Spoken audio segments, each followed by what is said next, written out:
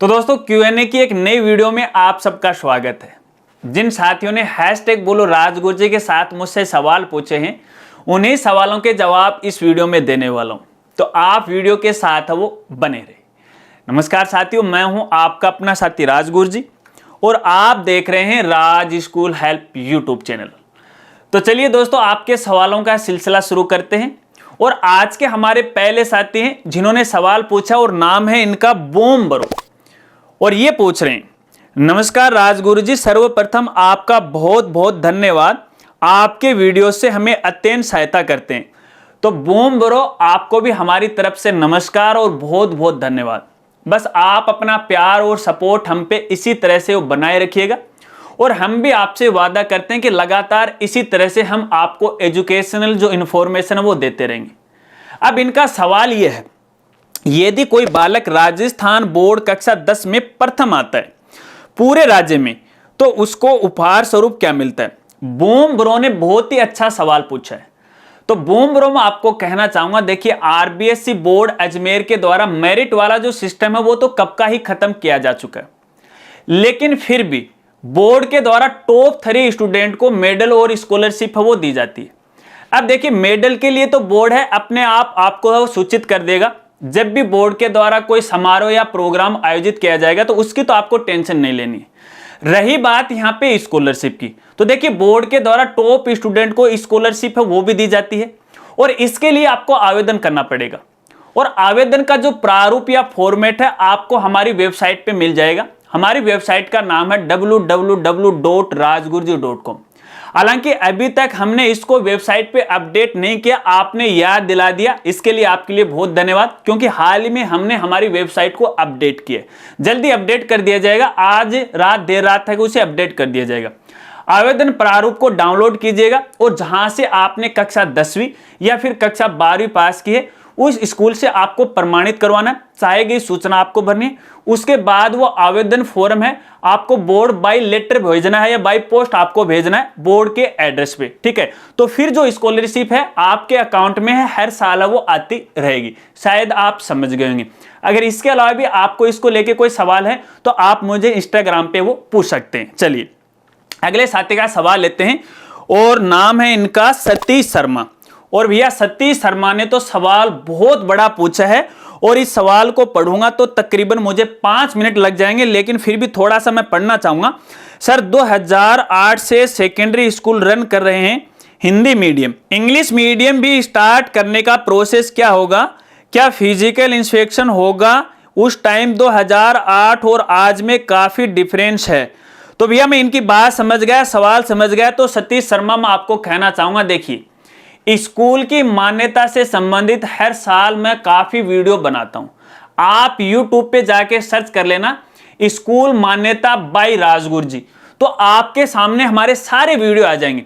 और जो भी आपने हमसे ये सवाल पूछे हैं, इन सभी सवाल का जो उत्तर है उन वीडियो में आपको मिल जाएगा, क्योंकि आपका जो उत्तर है काफी बड़ा, तकरीबन 1 घंटे का उत्तर है। तो वो वीडियो देखिएगा तसल्ली से, ठीक है। चलिए अगले साथी का सवाल लेते हैं और पूछने वाले हैं नरेश गिरी गोस्वामी, और ये पूछ रहे हैं यूडाइस के बारे में पूर्ण जानकारी दीजिए, आगे क्या होगा और कैसे होगा।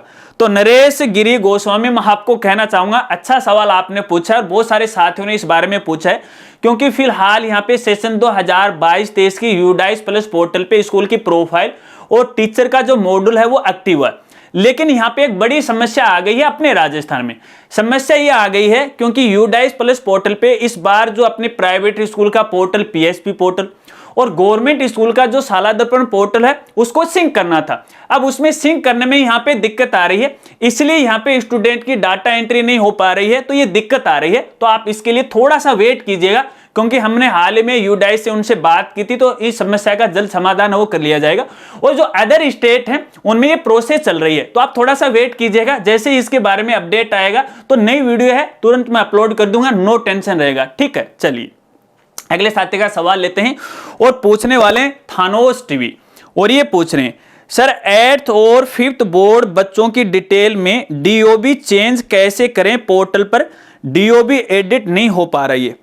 तो थानोस टीवी में आपको यहाँ पे कहना चाहूंगा, देखिए फिलहाल वाले सेशन की अगर आप बात कर रहे हो सेशन 2022-23 की, तो देखिए इसके लिए डीओबी वाला जो मामला है बड़ा ये लफड़ा हो गया, पेचीदा हो गया, और इसके लिए निदेशालय ने भी साफ साफ मना कर दिया कि भैया डीओबी के जो प्रकरण है उस पर कोई विचार है वो नहीं किया जाएगा। लेकिन फिर भी एक्चुअल में मानवीय भूल से डीओबी में गलती हुई है तो एक लेटर तैयार करके आपको संबंधित अपने डी ऑफिस में देना है और डी ऑफिस के द्वारा निदेशालय को मेल की जाएगी, तब जाके आपका काम होने वाला है, वैसे नहीं होगा।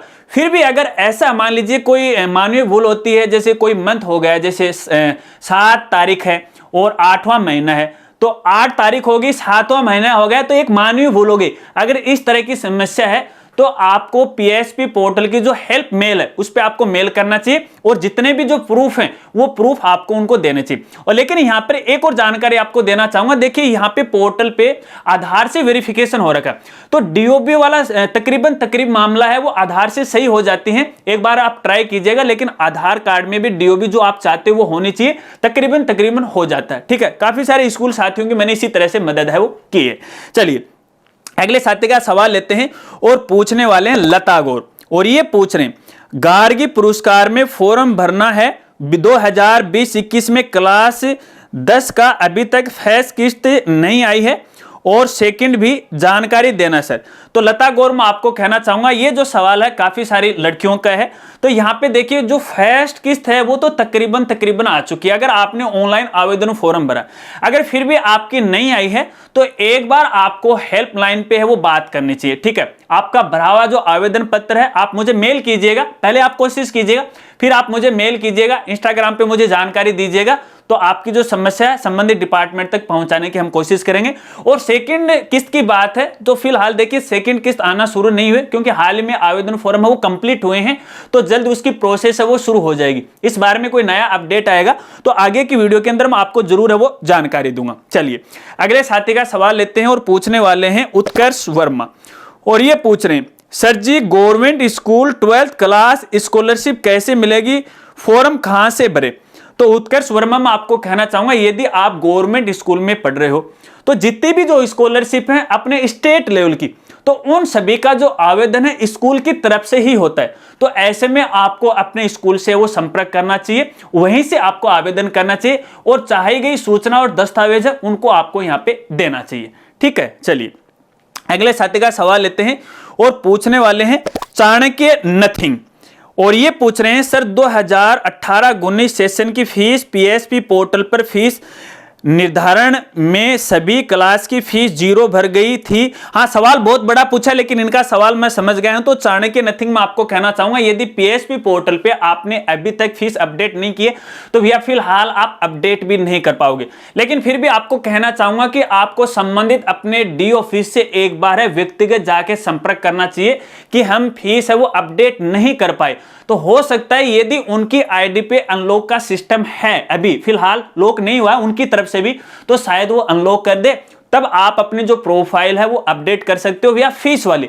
लेकिन सेशन 2023-24 के प्रोफाइल अपडेट कर सकते हो, आगे भी आप फीस को अपडेट नहीं कर सकते क्योंकि फीस वाला जो मॉड्यूल है वो तो भैया लॉक हो चुका है। तो इसके लिए एक बार आपको डीओ से वो संपर्क करना चाहिए। ठीक है, चलिए अगले साथी का सवाल लेते हैं और पूछने वाले हैं मोनिका राजपुरोहित, और ये पूछ रहे हैं सर मैंने पीएम स्कॉलरशिप का फॉर्म अप्लाई किया था लेकिन अभी तक उसमें कोई ऑब्जेक्शन नहीं आया, क्या फॉर्म सक्सेसफुली अप्लाई हो गया है।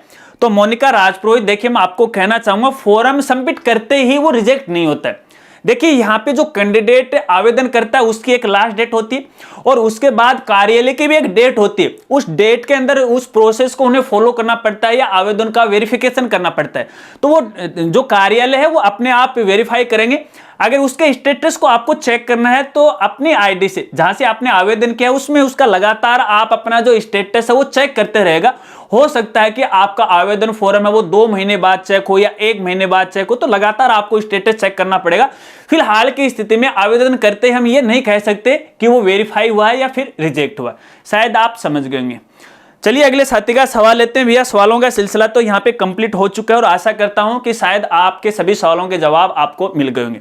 अगर आप भी ये चाहते हो कि आने वाले संडे कमेंट बॉक्स की वीडियो के अंदर मैं आपके सवाल को शामिल करूँ तो जब भी आप अपना सवाल लिखो तो हैशटैग बोलो राज गुरुजी के साथ है वो सवाल लिखा करो, ताकि आपके सवाल को वीडियो में मैं शामिल कर सकूं। अगर वीडियो जानकारी आपको अच्छी लगी हो तो यार वीडियो को लाइक करना मत भूलिएगा, हो सके तो वीडियो को अपने साथियों में भी शेयर कर दीजिएगा।